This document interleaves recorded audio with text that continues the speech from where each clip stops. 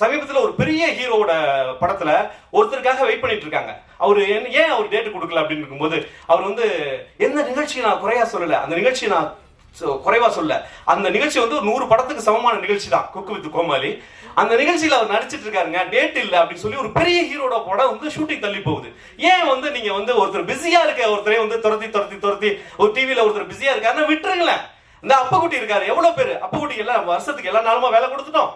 ஒரு தேசிய விருது பெற்ற கலைஞன் அப்பகுட்டி, தேசிய விருது பெற்ற கலைஞன் அப்பகுட்டி. ஏன் இந்த சினிமா வந்து இந்த மாதிரி ஒரு கலைஞர்களை வந்து சரியா பயன்படுத்திக்க மாட்டேங்குது? இப்ப கோபி பயன்படுத்திருக்காரு, தேடி பயன்படுத்திருக்காரு. ஏன் இந்த மாதிரி கலைஞர்கள் வந்து ஏன் நம்ம வந்து ரொம்ப பிஸியா இருக்கவங்களே ஏன் மார்க்கெட்டிங் ஒரு மாயைக்குள்ள ஏன் சிக்கிறோம்?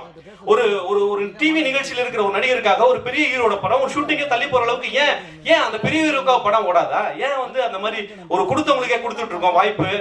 திரும்ப இவங்களா இருந்தா உள்ள மார்க்கெட்டிங் இருக்குன்ற ஒரு மாயையை நம்ம கிரியேட் பண்ணிட்டு இருக்கோம்.